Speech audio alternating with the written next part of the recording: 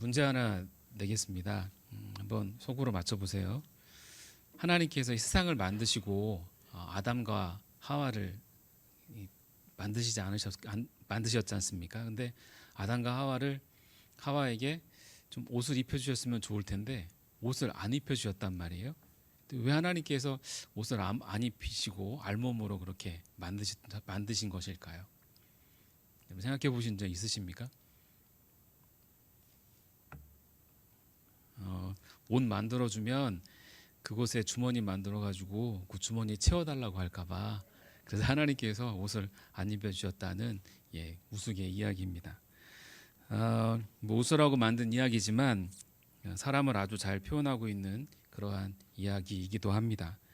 사람은 욕구가 채워지면 그것으로 끝나는 것이 아니라 더 채우려고 하는 그러한 욕심을 내는 존재가 바로 사람입니다. 하나님께서 사람을 지으실 때 육체적인 필요를 채우려는 그러한 마음을 주셨는데요. 이것을 우리는 흔히 욕구라고 합니다. 우리는 이 욕구로 인해 음식을 먹고 그리고 사랑을 하며 또 공부를 하고 돈을 벌고 일을 하는 등의 삶을 살아갑니다. 이 욕구가 절제되지 않을 때 나타나는 현상이 있는데 그 나타나는 현상이 무엇이냐면 바로 이 욕심이라고 말을 하죠. 이 욕구가 절제되지 않을 때 나타나는 현상이 바로 욕심입니다. 욕구는 인간과 동물 모두에게 있지만 욕심은 사람에게만 있는 거 여러분 아십니까? 동물은 그 음식을 먹을 때 위에 80%가 차면 더 이상 먹지 않는다고 해요. 그래서 동물은 위암이 없다고 합니다. 그러나 인간은 위에 80%가 채워져도 디저트 배는 따로 있다고 더 이상 차지 않을 때까지 먹습니다. 욕구는 하나님께서 주신 것이지만 그러나 욕심은 이 죄부터 나온 것이기 때문에 그래서 동물에게는 없지만 사람에게는 있는 것입니다. 욕구는 욕구를 다스리는 것은 없지만 욕심을 다스리는 것은 존재하는데요. 욕심을 다스리는 것이 무엇이냐면 바로 법입니다. 사람의 이기적인 욕심을 제어하기 위해서 법이라는 것이 존재합니다. 사람의 욕구 중 가장 기본적인 욕구가 무엇이냐면 우리가 의식주라고 얘기하죠. 입는 거, 그리고 먹는 거, 그리고 집, 사는 곳. 이 세 가지가 이제 가장 기본적인 욕구인데 근데 이 세 가지 중에서 가장 기본적인 욕구가 제가 무엇일까 생각해 봤습니다. 근데 먹는 것 같아요. 먹는 거. 금식을 자주 하는 것은 아니지만 금식을 하게 되면 먹는 것에 대한 욕구 말고는 다른 어떤 것에도 관심이 없습니다. 뭐 배고프면은요 텔레비 보는 것도 관심이 없고 책 읽는 것도 관심이 없고 뭐 아무것도 관심이 없습니다. 뭐 아무리 그 누가 좋은 거 구경시켜 준다 해도 전혀 관심이 없습니다. 먹는 것이 가장 기본적인 욕구이기 때문에 이 배고픔의 욕구가 채워지지 않으면 다른 어떤 것에도 관심을 갖지 않는 것이 바로 사람입니다. 그래서 먹기 위해 사는 것이 아니라 살기 위해 먹는 것이라는 말이 나온 것 같기도 합니다. 여러분 먹고 살기 힘들 때는 오직 먹는 것만 해결되면 복 받았다고 할 때가 있었다는 것 아십니까? 그때는 서로 사람들이 만나면 어떤 인사를 주로 나눴냐면 식사하셨어요. 이게 인사였습니다. 지금도 이제 그 시대를 사신 분들이 그런 인사를 하고 또 그 시대를 살았던 분들의 자녀들이 그 인사를 하도 많이 들어서 식사하셨어요. 이게 이제 인사가 되었는데요. 근데 요즘 아이들은 그런 인사 안 합니다. 그러니까 그런 시대를 저도 사실 살아보지 않아서 잘 이해는 되지는 않지만 당시에는 먹고 사는 것이 그만큼 중요한 것이었기 때문에 잘 먹었냐, 밥은 먹었냐, 이제 이게 주로 인사였던 거죠. 요즘 그 살아가는 아이들의 모습을 보면 이해가 전혀 되지 않는 그런 표정을 할 거예요. 요즘 우리나라도 이 먹지 못해서 굶주리고 살아가는 사람들이 뭐 거의 없습니다. 있긴 하지만 아주 희소하죠. 거의 대부분의 분들이 잘 먹고 잘 살고 계십니다. 그럼 먹고 살고 있음에 감사하면서 필요한 이들에게 나눠주고 살아가면 좋을 텐데 어떻게 살아가고 있냐면 더 맛있는 것을 먹으려고 하고 더 몸에 좋은 것을 먹으려고 합니다.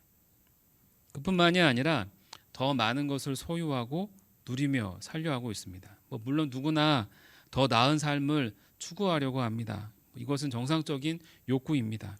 그러나 문제는 이 욕구가 지나쳐서 자신만을 아는 이기적인 그러한 욕심으로 발전될 때 그것이 우리에게 큰 문제를 야기시킵니다. 몇십 년만 전만 해도 한 사람이 생활하는데 필요한 것이 한 70여 개 정도였다고 합니다. 근데 요즘은 한 사람이 생활하는데 필요한 것이 여러분 몇 개 정도 되시는지 아세요? 한 70년대, 80년대까지만 해도 한 사람이 살아가는데 필요한 것이 한 70여 개였는데 지금은 약 한 700여 개 이상이 한 사람이 살아가는데 필요한 것들이라고 합니다. 오늘을 살아가는 사람들은 생활에 필요한 이 700여 가지의 필요를 위해 고군분투하며 살아가고 있고 그것을 채워야만 행복한 듯 욕심내며 살고 있는 것이 이 현실을 살아가고 있는 현대인들의 실상입니다. 여러분, 우리는 앞으로 더 잘 살게 될 것이고요. 그러면 이러한 일상을 살아가는데 필요한 것들이 더욱 많아지게 될 것입니다. 사람들은 그 많은 것들을 채우려고 또 더 욕심을 내며 또 살아가게 되겠죠. 이렇듯 인간의 세상적인 관심은 끝없는 자신의 욕심을 채우는 것인데 근데 오늘 예수님께서는 주기도문을 통해서 우리에게 무엇을 기도하라고 말씀하고 있냐면 오늘 우리에게 일용할 양식을 주시옵고 라고 기도하라고 말씀하십니다. 700여 개 이상이 우리에게 생활하는데 필요한 것들인데 예수님은 너희들이 일상을 살아가는데 필요한 것들이 약 700여 개 이상이니까 그것들을 위해 기도해라 라고 하시지 않고 일용할 양식을 위해서만 기도하라고 하시니까 그래서 우리 주님의 이 기도는 우리를 썩 그렇게 만족스럽게 하지 않는 그러한 기도입니다. 700여 개 너희들이 필요한 것을 위해서 기도해 이렇게 말씀을 하시면 그래도 만족스러울 텐데 단지 일용할 양식만을 위해서 기도하라고 하시니까 만족스럽지 않은 것이죠. 만족스러우세요? 예수님께서 말씀하신 이 양식은 헬라어로 알토스라는 그러한 단어가 쓰여지고 있는데 이 단어는 빵을 말합니다. 빵. 우리는 빵이 주식이 아니기 때문에 빵이라고 할 때 그냥 간식 정도로 생각하지만 이스라엘 사람들에게 빵은 우리에게 있어서 밥하고도 같습니다.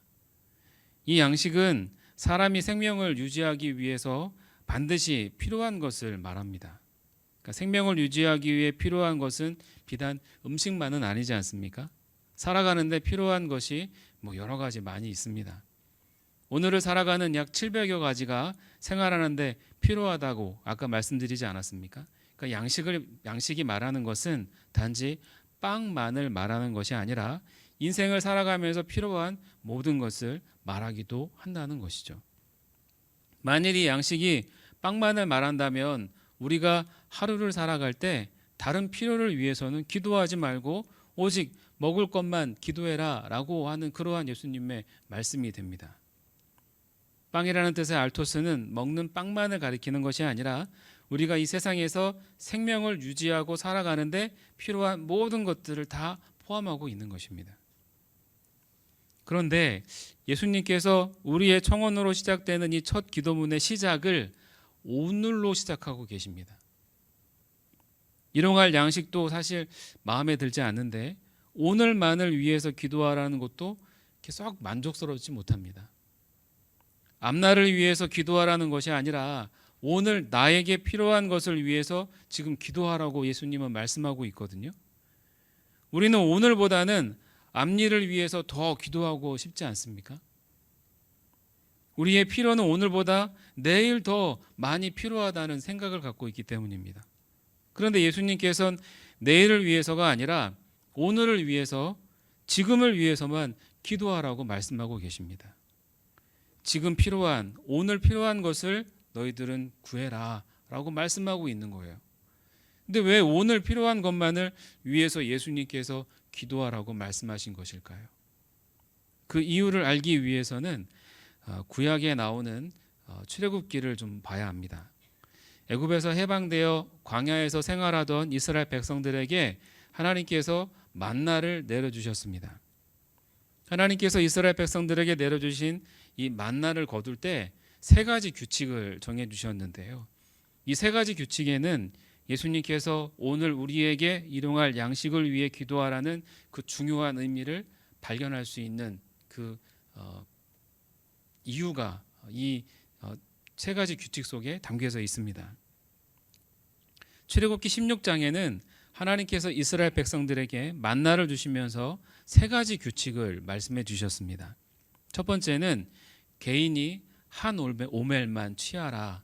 한 오멜은 약 1리터 정도의 양입니다. 그 이상은 이제 만나를 거두면 안 되는 거예요. 두 번째는 그날 거둔 만나를 다음 날까지 남겨두지 말라라고 하셨습니다. 그리고 마지막으로 7일은 안식일이기에 그날은 만나를 내리지 않을 테니 그 전날 2배로 거두어서 안식일에 먹어라라고 말씀하셨습니다. 이 세 가지를 하나씩 좀 살펴보면서 예수님께서 말씀하신 오늘 우리에게 일용할 양식을 달라고 하는 이 기도가 무엇을 의미하는지를 살펴보도록 하겠습니다. 첫째로 한 사람이 한 오멜씩 거두라. 그러니까 1리터 정도의 만나를 거두라고 하셨습니다. 하나님께서 광야 생활하고 있던 이스라엘 백성들에게 먹을 것을 공급해 주셨는데 그 먹을 것은 하얀 색으로 되어져 있는 솜같이 생긴 것입니다. 그것을 이스라엘 진영의 새벽마다 하나님은 가득 내려주셨습니다. 그러면 이스라엘 백성들이 이제 새벽에 나가서 그 만나를 다 이제 긁어 모으는 거죠. 그래서 그거를 이제 빠가지고 이제 뭐 빵을 만들어 먹든지 뭐 죽을 만들어 먹든지 과자를 만들어 먹든지 하였습니다. 만나의 양은 모든 이스라엘 사람들이 다 먹고도 남을 만큼의 충분한 양이었습니다. 근데 하나님께서는 너희가 마음껏 거두어서 먹어 이렇게 말씀하지 않으시고 한 오멜만큼 딱 1리터만큼만 한 사람의 1리터만큼만 거두어라 라고 하셨습니다. 그러니까 그 정도면 하루 먹을 분량으로 하나님께서 충분하였기 때문에 그래서 하나님께서 그렇게 말씀하신 것이죠. 출애굽기 16장 17절 18절에 보면 이스라엘 자손이 그같이 하였더니 그 거둔 것이 많기도 하고 적기도 하나 오멜로 되어 본즉 많이 거둔 자도 남음이 없고 적게 거둔 자도 부족함이 없이 각 사람은 먹을 만큼만 거두었더라 라고 말씀합니다. 그러니까 한 사람이 한 오멜만큼 거둔 만나는 이스라엘 백성들 모두가 하루 식량으로 부족함이 없을 만큼 충분했다는 것입니다. 그런데 왜 한 사람이 한 오멜만 거두는 그러한 제한을 하나님이 두신 것일까요? 한 사람이 지나치게 많이 거두지 못하게 하기 위해서입니다. 만나는 한 사람이 하루 먹을 만큼 충분한 양이 내렸지만 제한을 두지 않으면 만나를 거두지 못하는 사람이 반드시 생겨납니다. 왜냐하면 새벽에 날인 만나는 해가 뜨면 다 없어져 버렸거든요. 만나는 한 사람이 하루 먹을 만큼 충분한 양이 내렸지만 제한을 두지 않으면 만나를 거두지 못하는 사람이 반드시 생겨납니다. 그 사람들은 누구일까요? 만나를 거두지 못하는 사람, 뭐 약한 사람이겠죠. 몸이 병들거나 또 어린 아이들, 그런 아이들은 이 만나를 거둘 수 없는 약자들입니다. 제한을 두면 자신의 것을 거두고 난 후에 만나를 거두지 못하는 나의 가족들 그리고 이웃들까지 생각을 할 수 있게 됩니다. 그렇게 함께 살아가도록 하기 위해서 하나님께서 만나에 제한을 두신 거예요. 내 배만을 위하지 않고 남의 배도 채워주는 이스라엘 백성들이 되기를 바라셨던 것입니다. 만일 제한을 두지 않았으면 욕심부린 누군가로 인해서 약한 사람들은 더 이상 거두지 못해서 굶주리게 될 수도 있습니다. 누군가 도와줘야만 이 만나를 거둘 수 있는 그런 환경 속에 살아가는 사람들에겐 뭐 만나를 거두러 나갈 수도 없는 상황이니까 그 사람들은 굶을 수밖에 없는 것입니다. 이기적인 욕심을 부리지 않도록 하여서 모든 이들이 함께 먹을 수 있도록 하기 위해 하나님께서 한 사람이 1리터씩만 거두라는 제한을 두신 것이죠. 하나님께서는 이 세상의 모든 사람들이 다 먹을 만큼의 충분한 양의 양식을 지금도 공급해 주고 계십니다. 실제로 우리가 살아가고 있는 이 지구는 인류를 먹여 살릴 적정 식량분의 2배의 생산 능력을 갖고 있다고 합니다. 지구에서 생산되는 식량으로 그러니까 모든 사람들이 다 배부르게 먹고도 남는 양의 충분한 양이 매일처럼 1년 내내 계속해서 생산해내고 있다는 것이죠. 그게 하나님께서 이 세상을, 이 지구를 만들어 놓으셨어요. 그렇게. 그러나 현실은 어떤가요? 지구 한편에서는 비만으로 인해 적게 먹으려고 다이어트하는 사람이 있는 반면에 지구의 반대편에서는 먹고 싶어도 먹을 것이 없어서 영양실조로 인해 사망의 위기에 처해 있는 사람도 있습니다. 우리나라만 해도 한 해 버려지는 음식물 쓰레기가 16조 원 이상이라고 합니다. 근데 그 돈은 북한 사람들을 1년 동안 배부르게 할 수 있는 그러한 액수라고 해요. 제가 신학대학원 때 북한에서 탈북한 한 청년이 신학교에서 신학을 공부하였는데 그 신학생에게 북한에서 탈북한 이유를 물었더니 뭐라고 말하냐면 배고파서, 먹을 것이 없어서 탈북했다라고 하였습니다. 먹지 못해서 몸집이나 키가 무척 왜소했습니다. 우리나라도 과거 잘 먹지 못할 때 사람들의 신체 조건이 굉장히 왜소했죠. 근데 지금은 뭐 평균 요즘 아이들의 그 키가 뭐 178, 179 뭐 그 정도 된다고 해요. 그리고 등치도 굉장히 크고 잘 먹으니까 그런 거 아니겠습니까? 뭐 물론 기아나 가난을 해결하는 것은 쉽지 않은 일입니다. 그러나 우리가 소유의 욕심 부리지 않고 필요로 하는 사람들에게 공급되도록 만든다면 굶주리는 사람들이 적어질 것이며 삶의 소망을 잃고 살아가는 사람들이 소망을 되찾게 될지도 모릅니다. 그래서 예수님께서 나에게 일용할 양식을 달라라고 하지 않으시고 우리에게 일용할 양식을 달라라고 기도하라고 말씀하신 것입니다. 나에게가 아니라 우리에게 일용할 양식을 달라, 그렇게 기도하라고 말씀하신 것이죠. 나의 일용할 양식만을 위해 사는 것이 아니라 우리의 일용할 양식을 위해서 살아가라는 것입니다. 나의 배가 부르면 남의 배도 부르도록 그렇게 하라는 것이죠. 내 배만 채우며 사는 것이 아니라 배가 고파 허기진 이들이 배를 채우는데 관심 갖고 살기를 원하신다는 것입니다. 하나님은 우리가 그렇게 다른 사람의 필요를 위해 살아가기를 원하십니다. 예수님은 공생의 기간 3년 동안 당신을 따르는 그러한 많은 사람들이 있었는데 가난한 사람들도 있었지만 부유한 사람들도 제법 있었습니다. 그들은 예수님의 사역을 물질로 적극적으로 도왔지만 그럼에도 불구하고 예수님은 돈을 모아두지 않으셨습니다. 예수님의 돈주머니를 관리했던 가룟 유다가 불평한 이유도 그 때문 아니었습니까? 돈이 들어오질 않는 거예요. 그 예수님 곁에 있어봤자 남는 것이 없을 것이라고 판단하여서 종교 지도자들에게 은 40개 받고 팔아버리지 않았습니까? 예수님은 돈을 모으신 것이 아니라 돈을 흘려보내셨습니다. 욕심 부리지 않고 살 때 거기에 참된 행복이 있다는 것을 예수님은 그렇게 우리에게 알려주고 계십니다. 한 올멜씩 거두라고 하신 또 다른 이유는 소유의 욕심 부리면 그것의 마음을 빼앗기기 때문인데요. 잠언 30장에 보면 유명한 아굴의 기도가 나옵니다. 이 아굴은 지혜자였지만 하나님의 지혜 앞에 자신의 지혜는 짐승의 지혜만도 못한 것이라고 고백하면서 하나님만이 참된 지혜이심을 고백합니다. 그래서 그는 하나님만을 믿고 의지하며 살아가려고 어떻게든 발버둥쳤습니다. 그의 유명한 기도문이 30장 7절 9절에 나오는데요. 우리 다 같이 한번 찾아보고 읽어볼까요? 잠언서 30장 7절 9절입니다. 시편 다음에 잠언이 나옵니다. 잠언서 30장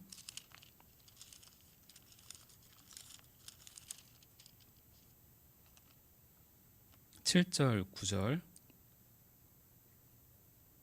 우리 함께 읽어보겠습니다. 시작. 944페이지입니다. 구약 944페이지 잠언서 30장 7절로 9절 말씀 시작. 내가 두 가지 일을 주께 구하여 싸우니 내가 죽기 전에 내게 거절하지 마시옵소서. 곧 헛된 것과 거짓말을 내게서 멀리하옵시며 나를 가난하게도 마옵시고 부하게도 마옵시고 오직 필요한 양식으로 나를 먹이시옵소서. 혹 내가 배불러서 하나님을 모른다 여호와가 누구냐 할까 하오며 혹 내가 가난하여 도둑질하고 내 하나님의 이름을 욕되게 할까 두려워함이니이다. 아멘. 이 아굴이라는 사람이 이렇게 기도하는 이유는 많은 소유로 인해서 하나님을 믿고 의지하는 것에 방해되지 않게 하기 위해서입니다. 하나님, 내가 소유가 지나치게 많게 하지 마시고, 그렇다고 지나치게 또 적게 하지 마시고, 내가 살아가는데 꼭 필요한 만큼만 공급해 주옵소서. 물질에 따라 흔들리지 않으려고, 또 물질로 하나님을 욕되게 할까봐 그래서 그렇게 기도했던 것입니다. 하나님만을 믿고 의지하는 삶이 세상에서 가장 복되다는 것을 그는 뼈저리게 알고 있었기 때문에 기꺼이 세상의 것들을 내려놓으려고 하였던 것입니다. 물질에 따라서 흔들리는 그러한 믿음을 갖지 않으려고 했던 것입니다. 하나님께서 한 오멜씩 거두라고 하신 것도 소유에 집착하여서 하나님을 잃어버릴 수 있음에 경고하기 위해서였던 것이죠. 나의 필요가 채워지면 나머지는 다른 곳으로 흐르도록 하라는 것이고, 소유에 집착하면 하나님을 잃어버릴 수 있기 때문에 오늘 필요한 양식만을 위해 기도하라고 하나님께서 우리에게 그렇게 말씀하신 것입니다. 그것이 오늘 이 필요한 일용할 양식이 의미하는 첫 번째입니다. 두 번째는 이 만나를 내일까지 남겨두지 말라고 하셨는데요. 만나를 한 오멜씩 그날에 필요한 만큼만 거두라고 하셨고, 그것을 당일날 다 소비하라고 말씀하셨습니다. 내일까지 남겨두지 말라는 것입니다. 그런데 일부의 사람들이 그날 거둔 만나를 다음 날까지 남겨두는 일이 발생되었습니다. 많이 거두어서 먹다 남긴 것이 아니라 다음 날 먹으려고 많이 거두어서 남겼던 것입니다. 그런데 남겨둔 만나가 다음 날이 되자 모두 다 썩어버렸습니다. 먹을 수가 없는 것입니다. 그들이 만나를 지나치게 많이 거두어 들인 이유가 무엇이었을까요? 바로 내일을 준비하기 위해서입니다. 내일에 대한 불안과 염려가 그들로 하여금 만나를 많이 거두어 들이게 만들었던 것입니다. 내일에는 만나가 혹 내릴까? 만나가 내리지 않으면 어떻게 하지? 만나가 내려도 먹을 만큼 충분할까? 이런 불안과 염려가 그들을 지배하고 있었던 것입니다. 그래서 그들은 불안과 염려를 해결하려고 더 많은 만나를 거두어 들였습니다. 모아둔 만나를 바라보면서 내일에 대한 염려와 그리고 불안을 해결하려 했던 것입니다. 그러나 그 만나는 다음 날이 되었을 때 모두 다 썩어버렸습니다.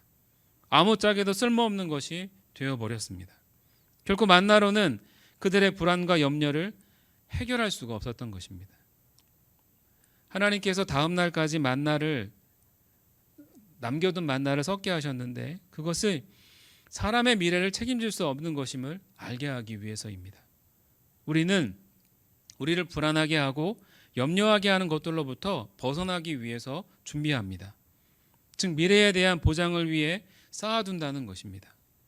노년의 때를 위해 준비하는 것이 잘못된 건 아닙니다. 지혜로운 것이죠. 문제는 지나치게 남는 것, 그것을 하나님보다 더 의지하는 데 있습니다.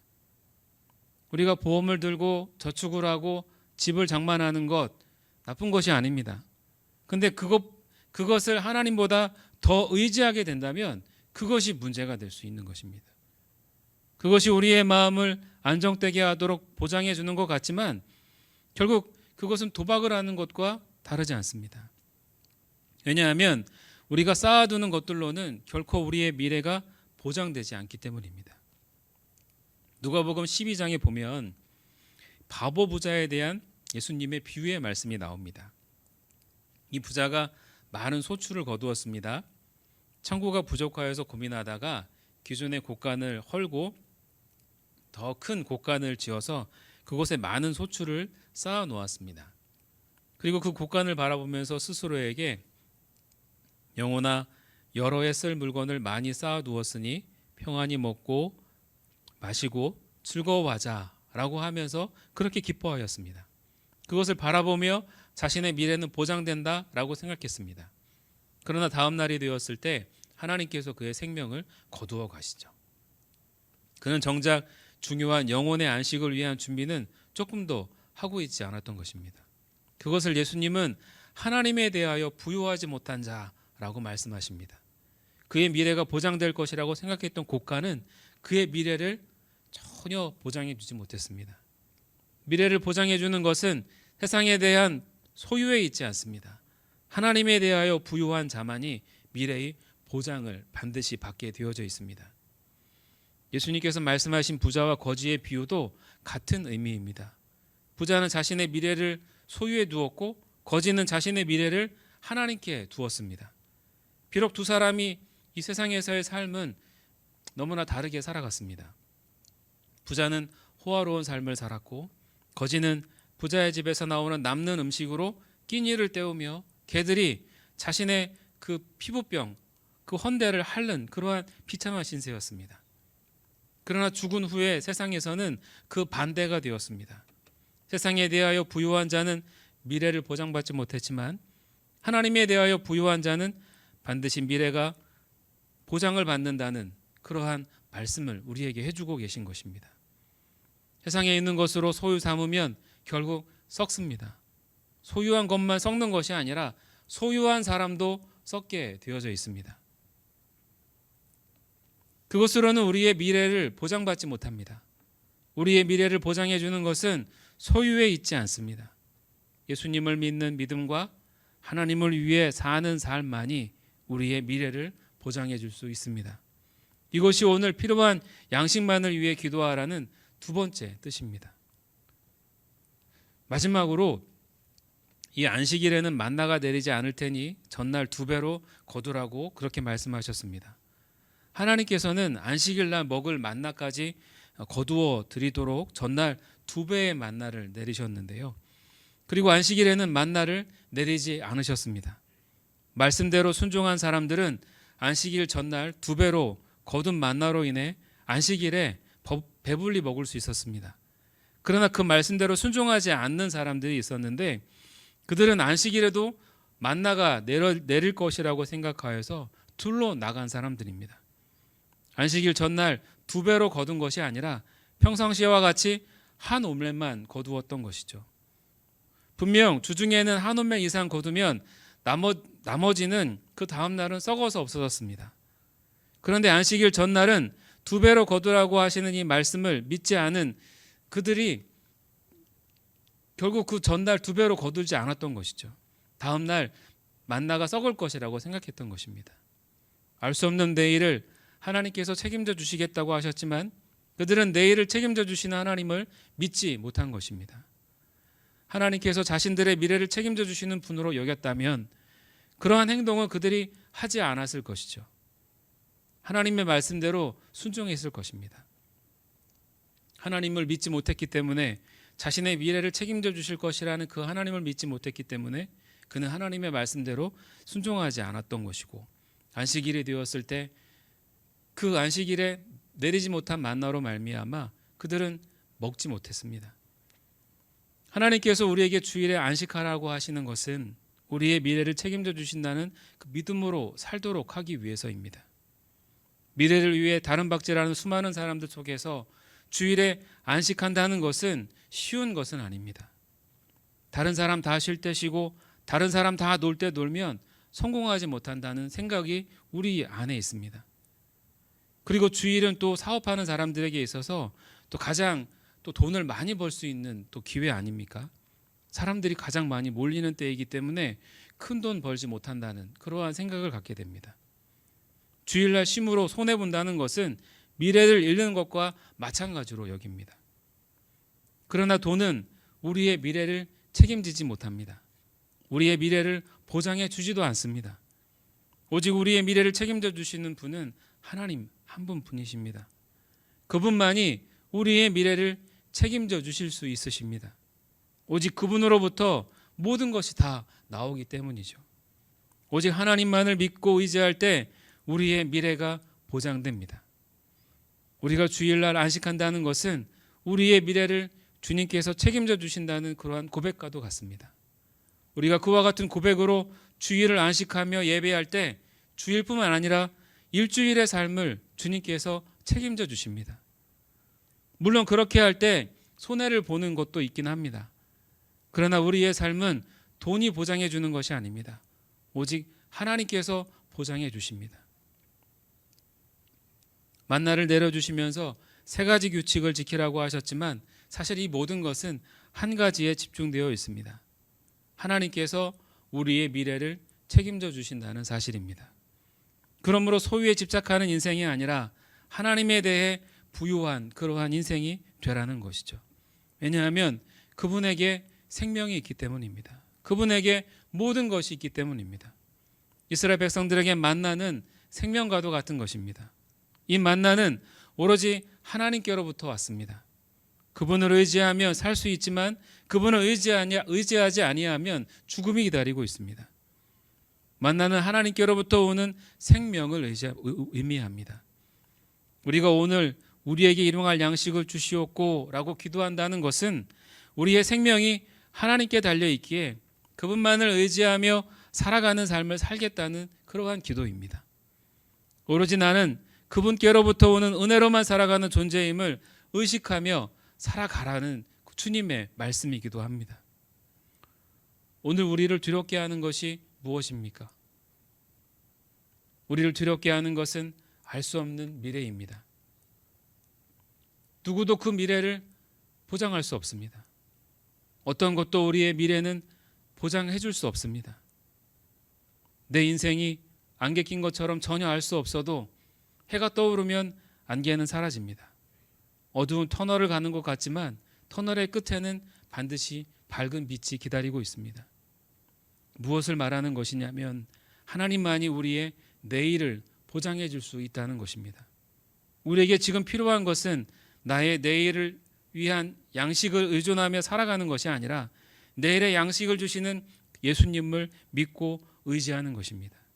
그것이 오늘 우리에게 일용할 양식을 주시옵고의 기도가 말하고 있는 것입니다. 여러분, 내일의 시간은 우리의 시간이 아닙니다. 내일의 시간은 주님의 시간입니다. 나에게 주어진 시간은 바로 지금 오늘인 것입니다. 내일을 위해 우리가 할 수 있는 최선은 오늘 예수님을 더욱 의지하며 사는 것입니다. 그것이 바로 오늘 우리에게 일용할 양식을 주시옵고 라고 하는 이 기도가 의미하는 중요한 핵심입니다. 오늘 우리가 살아가는 이 삶에 우리가 최선을 다해 살아가야 하는데 무엇을 위해 최선을 다해 살아가야 하냐면 예수 그리스도를 더 믿고 의지하는데 최선을 다해 살아가야 한다는 것입니다. 그리야 할 때 내일이 보장이 된다는 것입니다.